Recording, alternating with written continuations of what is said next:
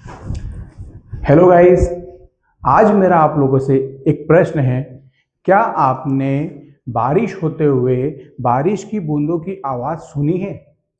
क्या आपको बारिश पसंद है या नहीं? कमेंट में ज़रूर बताइएगा। इसी के साथ साथ अगर आपने बारिश की बूंदों की आवाज़ सुनी है तो क्या आपको फीलिंग आई? क्या आपने महसूस किया? क्या आपके इमोशंस थे?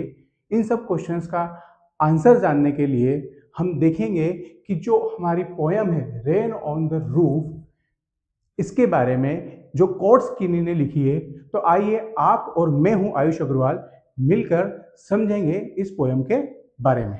तो आइए स्टार्ट करते हैं हमारी पोयम। तो rain on the roof that is written by Coates Kinney. ये जो पोयम है इसके पोएट हैं कोट्स किनी। इन्होंने इस पोयम को लिखा है।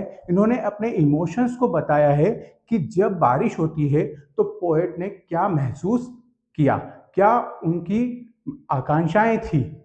ठीक है, तो स्टार्ट करते हैं। When the humid shadows hover over all the starry spheres and the melancholy darkness gently weeps in rainy tears. What a bliss to praise the pillow of a cottage chamber bed and lie listening to the patter of the soft rain overhead. ये जो हमने poem का first stanza लिया है, इसके अंदर हम देखते हैं when the humid shadows hover over all the starry spheres। देखिए यहाँ पर ह्यूमिड शेडोज आप लोगों ने सबने बारिश के मौसम में महसूस किया होगा, देखा होगा कि आसमान में चारों तरफ काले घने बादल छा जाते हैं। उनमें क्या होती है? नमी होती है। ठीक है, और वो शेडोज मतलब छाया की तरह दिखते हैं, इसलिए उन्हें कंपेयर किया गया है ह्यूमिड शेडोज से। And over all the starry spheres, और जो आसमान होता है जनरली हम देखते हैं आसमान किसके लिए होता है? सितारों के लिए होता है, तारों के लिए होता है। तो वो उन्हें क्या कर लेते हैं? कवर कर लेते हैं। क्योंकि जब ह्यूमिड शेडोज आ जाती है, आप देख रहे हैं मैंने एक पिक्चर यहाँ पर डाला है, जब ह्यूमिड शेडोज आ जाती है तो हमें आसमान के तारे दिखाई नहीं देते हैं। And the मेलनकली darkness gently weeps in rainy tears. मेलनकली का मतलब क्या होता है? यहाँ मेलनकली का मतलब है उदासीन। जो उदासीन डार्कनेस है, आप लोगों ने देखा है जब अंधेरा छा जाता है तो हम लोग क्या हो जाते हैं? उदासीन हो जाते हैं, सेड हो जाते हैं, थोड़ी सी हमें क्या आ जाती है? शांत हो जाते हैं हम लोग। तो उदासीन जो डार्कनेस है, जेंटली वीप्स इन रेनी टीयर्स, तो उनका कहना है कि जो नेचर है वो रो रहा है और उसका जो रोने के जो आंसू हैं वो रेन के रूप में नीचे बरस रहे हैं। What a bliss to praise the pillow of a cottage chamber bed and lie listening to the patter of the soft rain overhead। यहाँ पर देखिए ब्लिस, ब्लिस का मतलब क्या है? आनंदमय। तो यहाँ इनके नेचर का रोना को कंपेयर किया गया है और विरोधाभास में यहाँ पर हमने देखा है कि वो बोल रहे हैं कि यहाँ पर मुझे खुशी हुई। टू प्रेज द पिलो, एक जो पिलो, पिलो मतलब होता है अपना तकिया, तकिया होता है, हम सब यूज करते हैं तकिए का। तकिए के बारे में बात की गई है यहाँ पर। Of a cottage chamber bed, एक कॉटेज है अपने पोएट का, कोट्स किनी का। उस कॉटेज में उनका जो बेड है उसके ऊपर वो लेटे हुए हैं, पिलो को अपना सिरहाना बना के लेटे हुए हैं। लाई लिसनिंग, लाई मतलब लेटे हुए हैं, एंड लिसनिंग सुन रहे हैं टू द पैटर। पैटर मतलब क्या होता है? पैटर मतलब बारिश की जो बूंद है वो गिर रही है तो जो टिप टिप की आवाज आ रही है उसको पैटर बोला गया है। ऑफ द सॉफ्ट रेन, और जो रेन हो रही है, बारिश हो रही है, वो सॉफ्ट तरीके से हो रही है। ऐसा नहीं है कि बहुत बड़ा आंधी तूफान आया हुआ है, जो धुआंधार बारिश नहीं हो रही है, एक नॉर्मल बारिश हो रही है। ओवरहेड, उनके सर के ऊपर। अब ऐसा नहीं है कि सर के ऊपर मतलब उनके ऊपर ही गिर रही है, वो जो बेड कॉटेज में है और कॉटेज के ऊपर बारिश की बूंदें गिर रही है। तो पोएट यहाँ बताना चाह रहे हैं कि जब आसमान में चारों तरफ काले घने बादल छा जाते हैं तो वो स्टार्स को ढक लेते हैं, कवर कर लेते हैं, और जब सारा उदासीन भरा मौसम बन जाता है तो क्या होता है? जो रेनी होती है वो टीयर्स के रूप में, आंसुओं के रूप में नीचे गिरती है। इसी बीच में उनका जब वो पिलो लगाकर रेस्ट करते रहते हैं अपने कॉटेज के अंदर, तो वो सुनते हैं टिप टिप पानी की बूंदों को, और महसूस करते हैं उसे। क्या महसूस करते हैं, आगे देखते हैं। Every tinkle on the shingle has an echo in the heart and 1,000 dreamy fancies into busy being start, and 1,000 recollections weave their air threads into woof as I listen to the patter of the rain upon the roof। इस प्रकार की यहाँ पर एक और second stanza हमारे सामने रखा है। Every tinkle on the shingle, शिंगल किसे कहा गया है, देखिए ये एक कॉटेज है, शिंगल बोला गया है स्क्वायर टाइल्स को। हम लोगों ने देखी है टाइल्स हमारे घर में लगी रहती हैं आजकल, तो जो वुडन की टाइल्स होती है ये हम मॉडर्न ज़माने की तकनीक के हिसाब से छत पे लगाने लग गए हैं। पहले आप लोगों ने देखा होगा कि कवेलू लगाए जाते थे, कवेलू के घर होते थे, लेकिन आजकल वुडन टाइल्स आ गई है, छत को अच्छा दिखाने के लिए उस पर लगाई जाती है, तो उसको बोला गया shingle. Has an echo in the heart, वो इको पैदा करती है, इको पैदा करती है मतलब आनंदमय कर देती है, हृदय को अच्छा लगता है। And 1,000 dreamy fancies into busy being start, तो जो एवरी टिंकल, जो पानी की जो बूंदे गिर रही है किसके ऊपर, शिंगल के ऊपर, इसके ऊपर जो पानी की बूंदे गिर रही है उसकी वजह से पोएट का जो हार्ट है उसमें क्या हो रहा है, बहुत आनंद उत्पन्न हो रहा है, उन्हें बहुत मजा आ रहा है। Thousands dreamy fancies into busy being start, इसका मतलब ये है कि जो हजारों उनकी जो यादें हैं, कभी उनके बचपन की यादें, उनके फ्रेंड्स के साथ की यादें, उनके बचपन में सिबलिंग्स के साथ की यादें, मम्मी पापा की यादें, तो ऐसे अलग अलग प्रकार के अच्छे लम्हे महसूस उन्हें होने लगे और इस प्रकार की यादों ने एक क्या बना लिया, जाल बना लिया। And 1,000 recollections weave their air thread into woof as I list to the patter, यहाँ पर लिस्ट है, of the rain upon the roof. अब देखिए एज 1,000 रिकलेक्शन, जैसे ही बहुत सारी यादों का कलेक्शन उनके दिमाग में आया, मतलब आप सोचिए बहुत सारी एक फोटोज आपके कलेक्शन हो गए, अब उसका या तो एल्बम बनेगा या फिर हम उससे क्या बना सकते हैं, वीडियो बना सकते हैं। तो ऐसे ही उनके साथ में हुआ कि बहुत सारी यादों का एक कलेक्शन उनके दिमाग में आया। वेव देयर एयर थ्रेड, तो उन्होंने उनको जो अपनी गिट्टी के धागे की तरह उससे क्या करना, बुनना चालू किया कि पहले सबसे पहले मैं कैसा था, फिर मेरे मम्मी पापा के साथ क्या यादें रही, फिर मेरे सिबलिंग्स, अपने जो भाई बहन हैं उनके साथ क्या यादें रही, फिर मेरे फ्रेंड्स के साथ क्या यादें रही। तो इस प्रकार से उन्होंने अपनी यादों को बुनना चालू किया। जैसे आपकी दादी अम्मा स्वेटर बुनती है, इसी प्रकार से उन्होंने अलग अलग मेमोरीज को बुनना चालू किया। एज आई लिस्ट, लिस्ट यहाँ पर पोएटिक फॉर्म में इसको लिसन बोला जाता है, लिसन टू द पैटर, जैसे ही मैं बारिश की बूंदों की आवाज़ सुनता हूँ, of the rain upon the roof, अपनी रूफ के ऊपर, छत के ऊपर जब बारिश की बूंदों की आवाज़ सुनता हूँ तो मुझे इस प्रकार की थाउजेंड्स ऑफ मेमोरीज मेरे माइंड में आने लग जाती है। आगे बढ़ते हैं थर्ड स्ट्रेंजर्स में। Now in memory comes my mother as she used in years agone to regard the darling dreamers if she left them till the dawn. Oh I feel her look on me as I listen to this refrain, which is played upon the shingle by the patter of the rain। अब देखिए third stanza में क्या बोल रहे हैं, जब मैं इन्हीं यादों के साथ आगे बढ़ता हूँ तो now in memory comes my mother, मेरी मेमोरी में मेरी कौन आ जाती है, माता जी, मम्मी आ जाती है। जैसा कि आप देख रहे हैं कि पोएट यहाँ पर आराम कर रहे हैं, पिलो उन्होंने लगा रखा है और उनके ड्रीमिंग में उनकी मम्मी, आज पोएट के साथ उनकी मदर नहीं है, लेकिन जब बचपन की यादें उनके साथ आई तो उनकी मदर की उनको याद आने लगी। ऐसी यूजिंग ईयर्स अगोन, मतलब पहले, बहुत समय पहले की यादें उनके दिमाग में आने लगी। To regard the darling dreamers, किसके रिगार्डिंग, डार्लिंग ड्रीमर्स। यहाँ पर डार्लिंग ड्रीमर्स को रिप्रेजेंट किया गया है पोएट, जो हमारे पोएट हैं कौन है, कॉट्सकिनी, और उनके साथ साथ उनके सिबलिंग्स। सिबलिंग्स आप आई थिंक समझते होंगे, सिबलिंग का मीनिंग होता है उनके भाई बहन, है ना। तो जो डार्लिंग ड्रीमर्स को क्या बोला गया है, पोएट और पोएट के सिबलिंग, जब वो बच्चे थे, छोटे थे। बिफोर, ईर का मतलब होता है before, she left them till the dawn. ये जो ईर वर्ड है ना, ये पोएटिक डिवाइस में पहले बहुत पुराने समय में बिफोर के रूप में यूज किया जाता था। इसलिए इसको बिफोर पढ़ेंगे।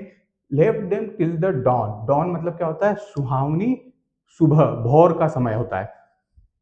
ओ I feel her fond on look on me as I list to this refrain.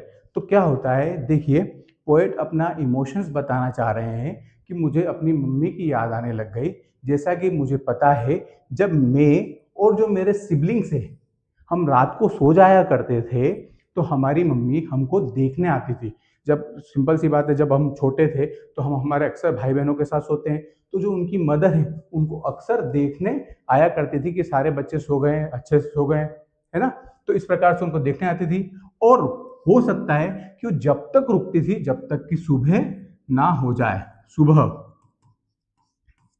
क्योंकि पोएट और उनके सिबलिंग्स सारे ब्रदर तो सो रहे हैं, लेकिन उनकी जो मदर है तो एजम्पशन कर रहे हैं कि हो सकता है कि वो सुबह तक वहां रुकती हो, क्योंकि जब वो उठते थे जब तक वो चली जाती थी। She left them till the dawn. जब सुबह होती, जब वो चले जाती, उसके पहले तक वो वहां पर रुकती थी, देखती थी अपने बच्चे को सोते हुए। आई feel her fond look on मी। मैं महसूस कर सकता हूं कि मेरी मदर जो है मुझे देख रही है, देखती है। As I list to this refrain. जैसा कि मैं सुन पा रहा हूं, लिस्ट, जैसा कि मैं सुन पा रहा हूं दिस रिफ्रेन। रिफ्रेन का मतलब क्या है? यहाँ पर साउंड ऑफ रेन लिया गया है। मतलब जैसा कि वो बारिश हो रही है उनके कॉटेज के ऊपर, तो बारिश की जो आवाज़ है उससे पोएट यहाँ पर सोए हुए हैं, तो उसकी आवाज़ से वो सुन पा रहे हैं और महसूस कर पा रहे हैं अपने इमोशंस को। इसलिए यहाँ पर रिफ्रेन वर्ड का यूज़ किया गया। अदरवाइज रिफ्रेन वर्ड का यूज़ होता है repetition, repetition of the poem, repetition of the song which is played upon the shingle. Shingle कहाँ हो रहा है? इसी के ऊपर हो रहा है। जो वुडन टाइल्स है उसके ऊपर पानी गिर रहा है, पिट पिट पिट पिट, तो उसकी आवाज़ को शिंगल बोला गया है। By the patter of the rain. उस वुडन टाइल्स के ऊपर जो पिट पिट रेन हो रही है उसकी आवाज़ से मेरे जो इमोशंस है बहुत सारे इकट्ठे हो रहे हैं और मैं अपनी पुरानी यादों को ताज़ा कर रहा हूँ। मुझे बहुत अच्छा लग रहा है, महसूस हो रहा है कि बारिश की वजह से मेरी यादों का कलेक्शन बन गया। इट मीन्स जो हमारे पोएट हैं उनको बहुत अच्छी तरीके से बारिश पसंद आती है। तो क्या आपको बारिश पसंद है? कमेंट करके हमें ज़रूर बताइए। और क्या मोमेंट आपको याद आता है कमेंट करिएगा, शेयर कीजिए आपके मोमेंट्स को। Let us start with the summary. इसकी समरी क्या है?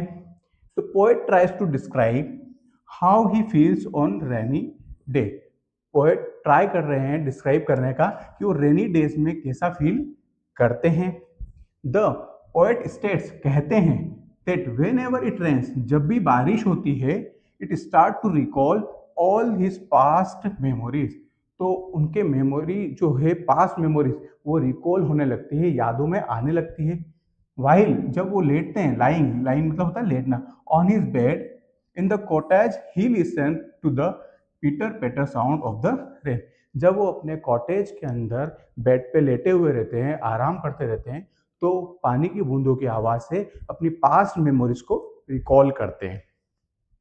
As he listen to the sound of the rain, जैसे ही वो सुनते हैं, he starts to remember his old days, अपने पुराने दिनों को याद करते हैं। When he was little boy, जब वो क्या थे?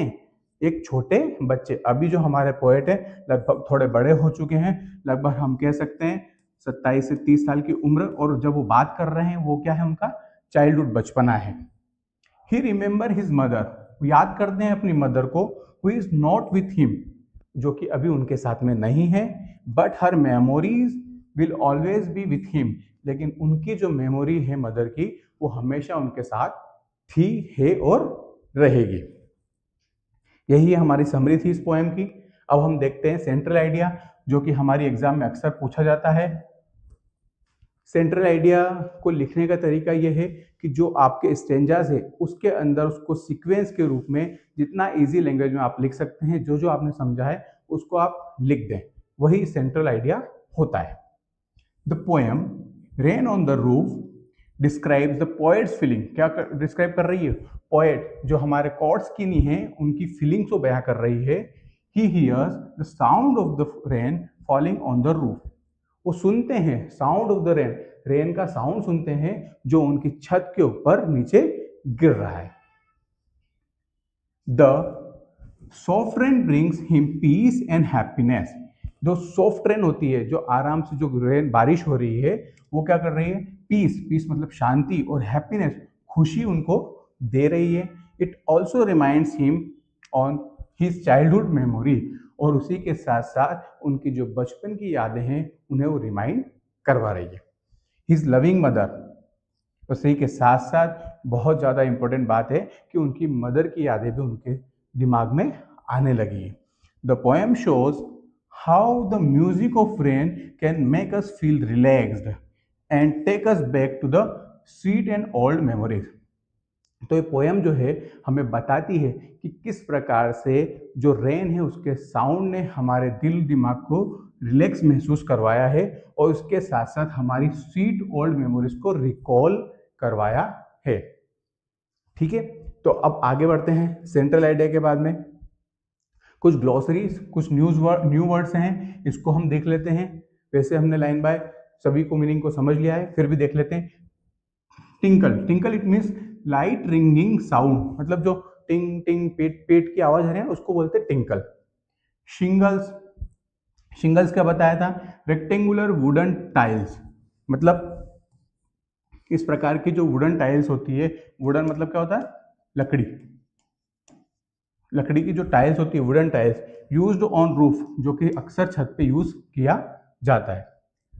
Woof, woof it means weft, that is the thread woven across the loom, वही बात जिस प्रकार से हमारी दादी माँ स्वेटर बुनती है धागे से और एक बड़ा सा स्वेटर बना देती है, इसी प्रकार से नई नई यादों को, बारीक बारीक छोटी छोटी यादों को बुनना समेटना।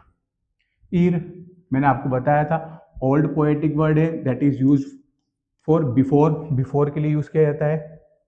Refrain, a repeated part of a song और पोएम, ये जो रिपीट होता है पार्ट ऑफ सॉन्ग, किसी भी सॉन्ग का पार्ट या फिर पोएम का पार्ट जो बार बार रिपीट होता है ना, उसको रिफ्रेन बोलते हैं। लेकिन यहाँ पर उसको यूज किया गया है साउंड ऑफ रेन के रूप में, साउंड ऑफ द रेन के रूप में।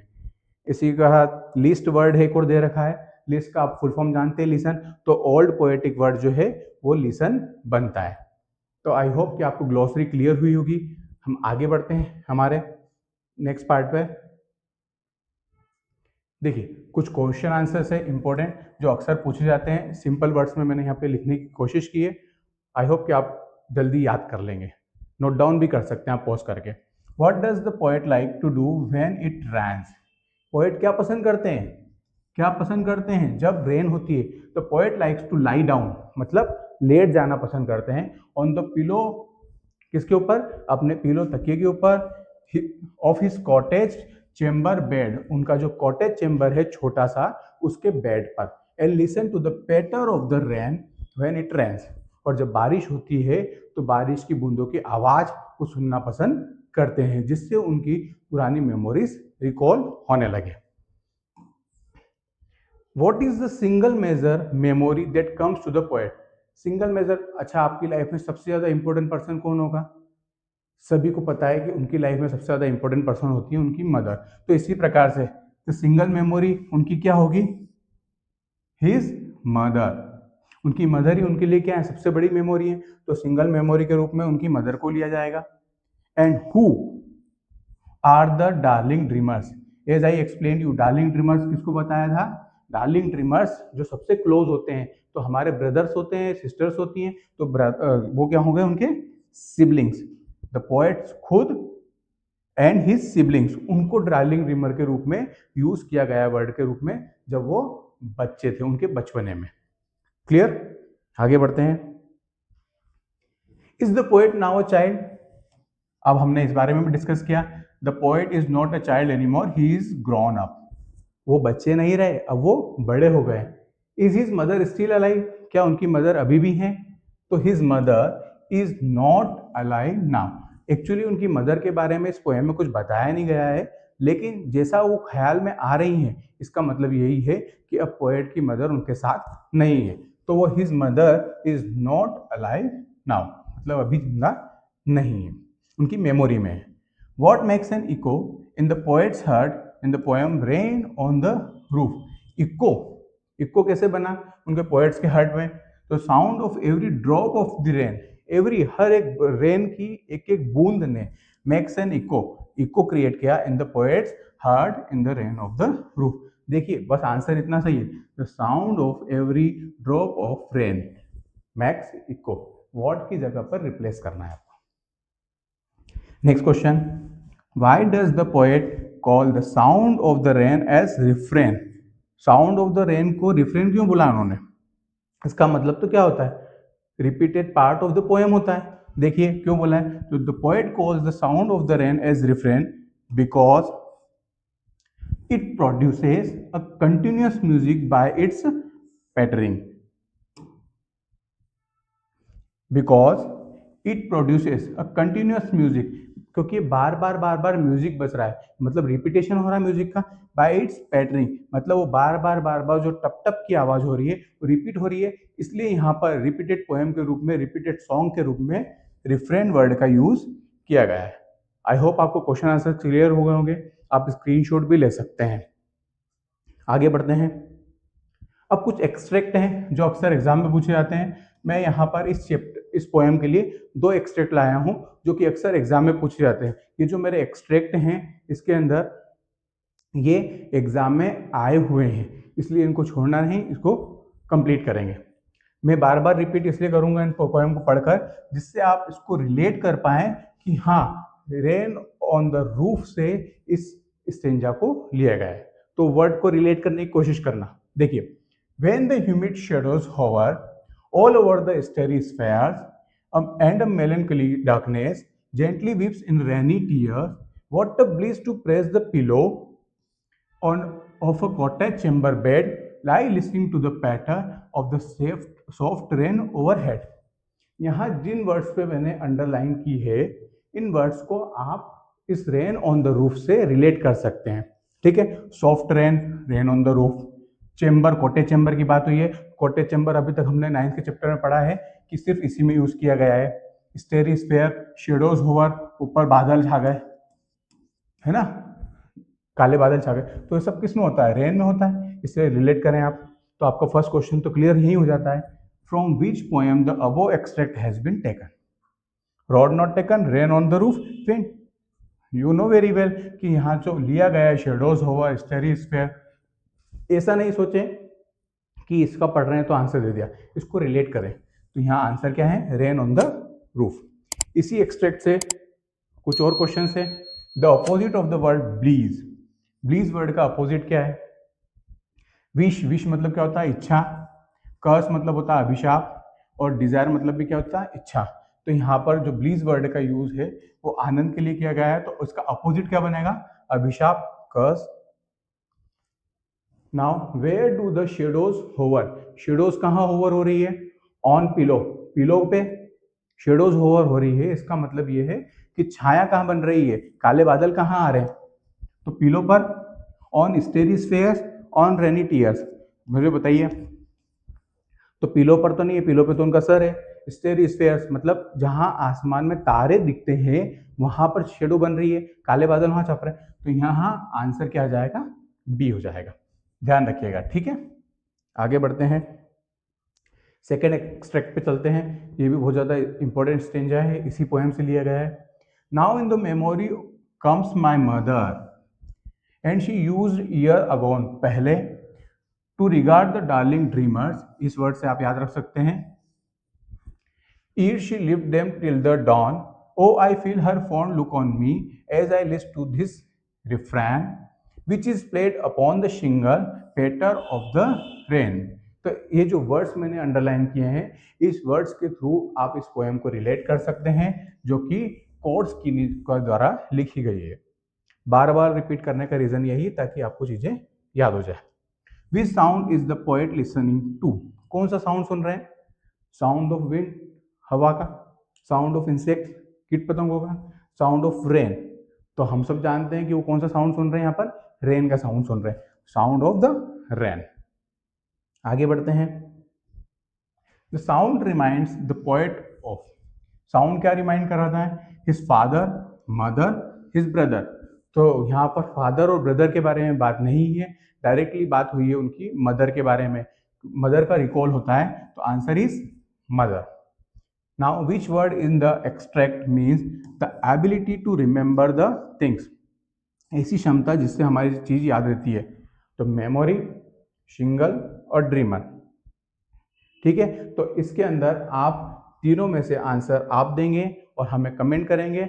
अगर गलत होगा तो मैं उसे करेक्ट करूंगा। आप लोग आंसर दें ताकि हमें समझ में आए कि आप लोगों को कितना समझ आया है। ठीक है, अगर समझ पढ़ाने का तरीका जम रहा है, वीडियो समझ में आया है तो लाइक, शेयर एंड सब्सक्राइब करना ना भूलें। आगे बढ़ते हैं। कुछ और इसके साथ साथ मैंने MCQs ऐड किए हैं, ये भी देख लेते हैं। What revives the sweet memories in the poet's mind? ऐसी क्या चीज़ है जो रिवाइज करती है उनकी स्वीट मेमोरीज को? Busy schedule, rain drops falling on the roof, daily routine और नन ऑफ दिस। तो क्या उनकी स्वीट मेमोरीज को रिवाइव करती है, रिकॉल करती है? तो rain drops falling on the roof, ये इसका करेक्ट आंसर है। What does स्टेरी spheres mean? स्टेरी spheres का मतलब क्या है? Light, circles, sky filled with stars, all of this. तो स्टेरी स्फेयर का मतलब होता है स्काई फिल्ड विद स्टार, आसमान जिसमें चारों तरफ क्या है?